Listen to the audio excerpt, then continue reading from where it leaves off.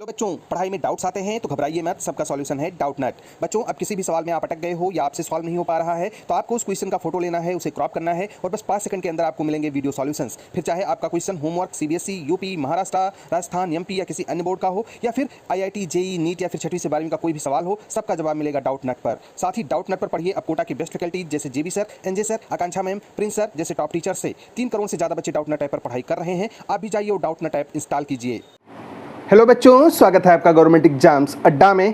Class 10th के भी बच्चे परेशान हैं, क्लास 12 के भी बच्चे परेशान हैं। करें सर, सीबीएसई की अपडेट्स नहीं मिल रही हैं, आप हमें अपडेट्स दे दीजिए।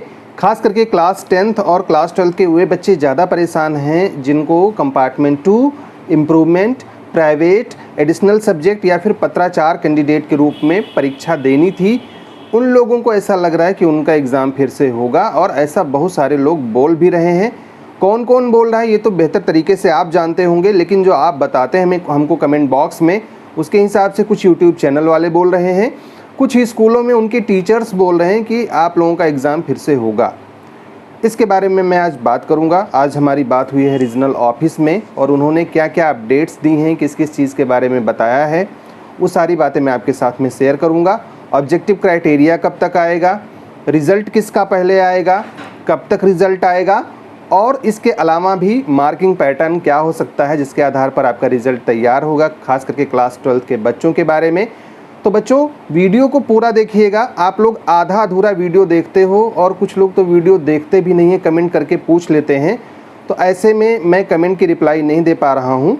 और वैसे भी आजकल मैं नीट के जो बच्चे हैं उनकी तैयारी करवा रहा हूँ, तो उसमें मैं बिज़ी हूँ, इसलिए ज़्यादातर कमेंट्स का रिप्लाई मैं नहीं दे पा रहा हूँ।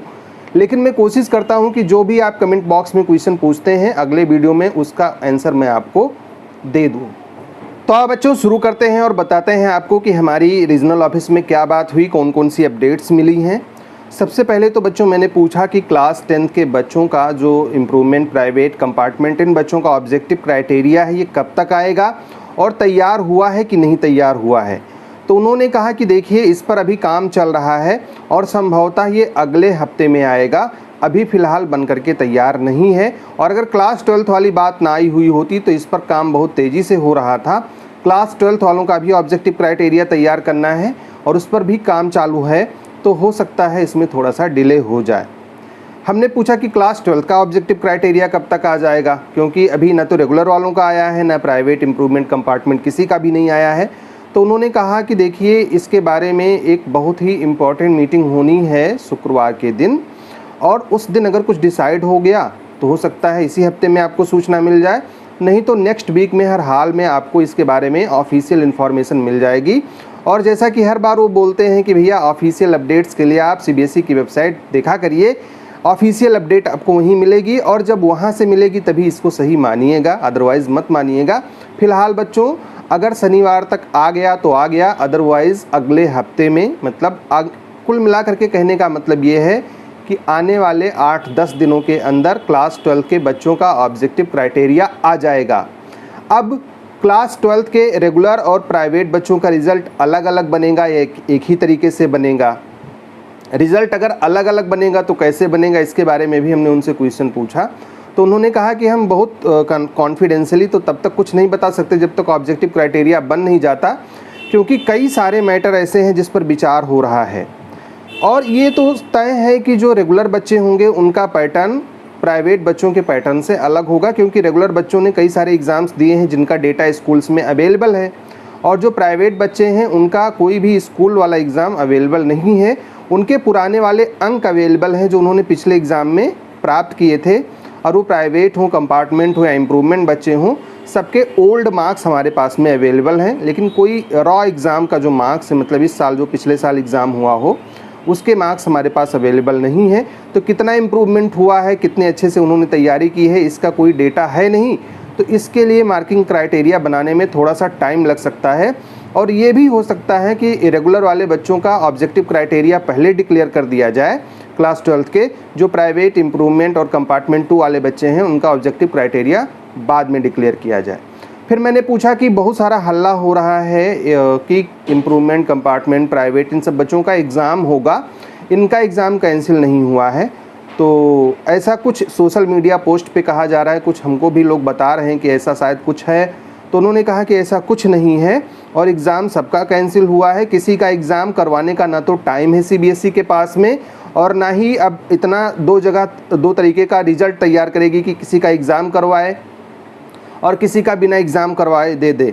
क्योंकि भाई जो परिस्थितियां हैं सबके लिए सेम हैं, तो निर्णय भी सबके लिए सेम होगा। और खुद सीबीएसई अपने आप को उलझाएगी नहीं कि एक लोग का एग्ज़ाम भी पेंडिंग छोड़ दे कि इनका एग्ज़ाम करवा करके हम रिजल्ट जारी करेंगे, तो उधर भी डिस्टर्ब रहे इधर भी डिस्टर्ब रहे। तो ऑब्जेक्टिव क्राइटेरिया अलग अलग हो सकता है, लेकिन एग्ज़ाम किसी का नहीं होगा, चाहे प्राइवेट हो, इम्प्रूवमेंट हो, एडिशनल हो, पत्राचार हो, कहीं के भी किसी भी तरीके के बच्चे हों, एग्ज़ाम किसी का नहीं होना है, न 10th में न 12th में। रेगुलर वालों का तो कैंसिल हो ही गया है, प्राइवेट वालों को लोग डरा रहे हैं कि आपका एग्ज़ाम होगा। इसी बीच में एक नोटिस आई थी जिसमें लिखा हुआ था कि प्राइवेट कैंडिडेट के बारे में जो प्रैक्टिकल के सर्कुलर्स होंगे, मतलब प्रैक्टिकल के बारे में जो सूचना होगी जल्दी ही दी जाएगी। उसको लेकर के भी बच्चे कंफ्यूज थे, तो मैंने उसके बारे में भी पूछा कि क्या प्राइवेट और इम्प्रूवमेंट कंपार्टमेंट, मतलब जो ऐसे बच्चे हैं, इनका प्रैक्टिकल एग्ज़ाम फिर से होगा। तो उन्होंने कहा कि जिनका जिनका छूटा हुआ है, पिछले एग्ज़ाम जिन्होंने छोड़ दिए थे किसी वजह से, या जिनका रिपीट इन प्रैक्टिकल आया है, या ऐसे बच्चे जो उसमें फेल हैं और उन्होंने ऑप्ट किया था कि हम एग्ज़ाम देंगे प्रैक्टिकल में, तो उन बच्चों का प्रैक्टिकल होना है। उसके बारे में स्कूलों में सूचना भेजी जाएगी, स्कूल वाले उनको बताएंगे कि आपको एग्ज़ाम किस तरीके से देना है। रेगुलर बच्चों में भी जिन बच्चों का एग्ज़ाम छूटा हुआ है उनका एग्ज़ाम करवाएगी सीबीएसई, और उसी के बारे में ये सर्कुलर जारी हुआ है। फिर हमने पूछा कि किस तरह से रिजल्ट बन सकता है, क्या पैटर्न हो सकता है क्लास 10th और मतलब क्लास 10th और 12th के जो ऑब्जेक्टिव क्राइटेरिया हैं, ये किस बात पे डिसाइड हो सकते हैं। तो उन्होंने कहा कि क्लास 10th के रेगुलर वालों का आ गया है, 12th के ना रेगुलर का आया है ना प्राइवेट का आया है। तो उन्होंने कहा कि जो क्लास 10th का प्राइवेट है, मतलब प्राइवेट बच्चे हैं जो इम्प्रूवमेंट कंपार्टमेंट वाले या प्राइवेट बच्चे, इन सब का ऑब्जेक्टिव क्राइटेरिया कई सारे मुद्दों को जोड़ करके बनाया जा सकता है, जिसमें उस स्कूल का ओवरऑल परफॉर्मेंस कितना रहा है जिसमें उन बच्चों ने रेगुलर कैंडिडेट के रूप में पढ़ाई की थी, प्लस उन बच्चों का उन सब्जेक्ट में कितने मार्क्स हैं जिसमें वो पास थे। फॉर एग्ज़ाम्पल कि आप 3 सब्जेक्ट में पास हो गए और 2 सब्जेक्ट में फेल हो गए, तो जो 3 सब्जेक्ट आपके पासिंग वाले थे उसमें कितना एवरेज मार्क्स आपको मिला है, इसको भी कंसीडर किया जा सकता है। तीसरी बात उन्होंने कही कि उन स्कूल में, मतलब उन बच्चों के द्वारा जो प्रैक्टिकल या इंटरनल असेसमेंट में प्राप्त किए गए नंबर थे, उनको भी कुछ वेटेज दिया जा सकता है क्योंकि उनका कोई एग्ज़ाम नहीं हुआ है। एक और बात उन्होंने कही कि अगर मान लिया इन सब में कुछ और हुई तो एक क्राइटेरिया इसमें और ऐड किया जा सकता है कि उस स्कूल के जितने बच्चे थे उन सबका, मतलब जो बेस्ट परफॉर्मेंस था उन सब का, मतलब जितने बच्चे पास थे उन सभी के नंबरों को जोड़ करके औसत निकाल लिया जाए और वो मार्क्स भी दे दिए जाएं। तो हमने कहा इसमें तो भाई किसी बच्चे को कम मिलेगा, किसी को ज़्यादा मिलेगा, किसी स्कूल का परफॉर्मेंस अच्छा था। तो उन्होंने कहा इसीलिए एक ऑप्शनल एग्ज़ाम रखा गया है रिज़ल्ट के बाद में। ऐसे बच्चे जिनको लगता है कि उनको और ज़्यादा नंबर मिलना चाहिए था, खास करके इम्प्रूवमेंट के बच्चों की शिकायत ऐसी रहेगी क्योंकि उन्होंने इम्प्रूवमेंट के लिए ही तैयारी की है। तो ऐसा जिनको लगता है कि नहीं भाई हमारे ज़्यादा अंक आ सकते थे, वो लोग क्या करेंगे, वो लोग ऑप्शनल एग्ज़ाम में बैठेंगे। सबके लिए बाध्यकारी नहीं होगा कि आप बैठो ही, लेकिन जिसको लगता है कि हमारा परफॉर्मेंस बेटर हो सकता था वो लोग इसमें बैठेंगे और अपने परफॉर्मेंस को सुधारेंगे। जितना नंबर पाएंगे वही उनके फाइनल मार्क्स होंगे। हमने एक चलते चलते पूछ लिया कि बता दीजिए रिज़ल्ट कब तक आ सकता है आपके हिसाब से, क्योंकि अभी 30 जून तक तो क्लास 10th का डेटा मांगा गया है, क्लास 12th का भी अभी कुछ पता ही नहीं है। तो उन्होंने कहा कि देखिए क्लास 12th का रिज़ल्ट जारी करना सीबीएसई की प्राथमिकता होगी, क्योंकि इन बच्चों को यूनिवर्सिटीज़ में या कॉलेजेस में एडमिशन लेना होता है, कुछ बच्चों को विदेशों में भी जाना होता है पढ़ाई करने के लिए। और क्लास 10th के बच्चे जो होते हैं क्लास 11th में एडमिशन लेते हैं, अपनी ही कंट्री में ज़्यादातर लेते हैं, और उनमें से भी ज़्यादातर बच्चे ऐसे हैं जो अपने ही स्कूल में एडमिशन लेते हैं, तो उनके साथ प्रॉब्लम नहीं है। तो प्राथमिकता होगी कि क्लास 12th का रिज़ल्ट पहले जारी किया जाए, क्लास 10th का रिज़ल्ट बाद में जारी किया जाए।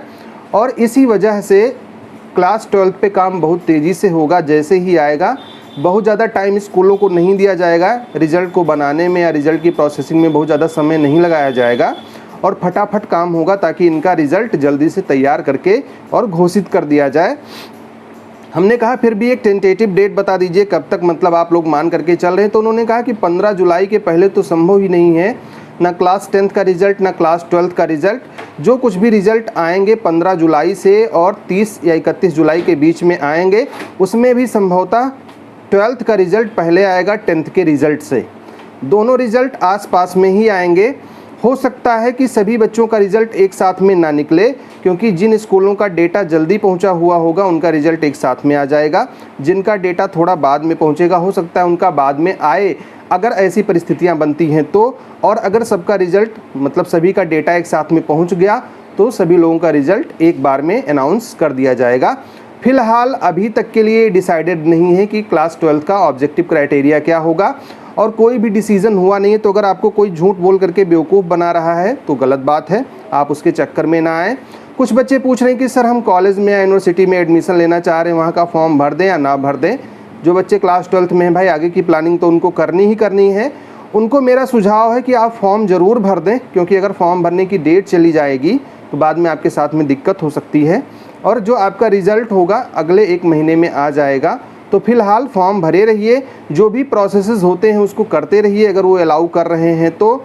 और बाकी जब रिज़ल्ट आ जाएगा तो आप उसको लगा दीजिएगा, कोई प्रॉब्लम आपके साथ में नहीं आने वाली है। बाकी एडमिशन कैसे लें, सब्जेक्ट स्ट्रीम कौन सा चुनें और आपके लिए क्या बेटर रहेगा, इस पर मैं एक नया वीडियो बनाने वाला हूँ। आपके नए वीडियो के लिए सुझाव भी आमंत्रित हैं, और इस वीडियो में आपको सारी इन्फॉर्मेशन मिल पाई या नहीं मिल पाई ये भी हमको कमेंट करके बताइएगा। वीडियो कैसा लगा उस पर भी आपके सुझाव आमंत्रित हैं, क्या अच्छा नहीं लगा ये भी बताइएगा। और बच्चों, मैं उमानाथ पांडे इसी तरीके की ऑथेंटिक अपडेट्स आपके लिए लेकर के आता रहूँगा। उम्मीद करता हूँ आपको ये अपडेट्स पसंद आई होंगी या अच्छी लगी होंगी, ऑथेंटिक अपडेट्स हैं। तो फिलहाल जैसे ही कोई नई खबर या नई सूचना मिलेगी हम आपको ज़रूर बताएंगे। तब तक हमारे साथ बने रहिए, चैनल को सब्सक्राइब कर लीजिए, बेल आइकॉन दबा दीजिए ताकि आपको अपडेट्स मिल जाया करें। और सबसे इम्पॉर्टेंट बात बच्चों की, इस वीडियो को लाइक और शेयर करना मत भूलिएगा। तो बच्चों, आपके उज्जवल भविष्य की ढेर सारी शुभकामनाएं। All the best, may God bless you. Thank you for watching this video.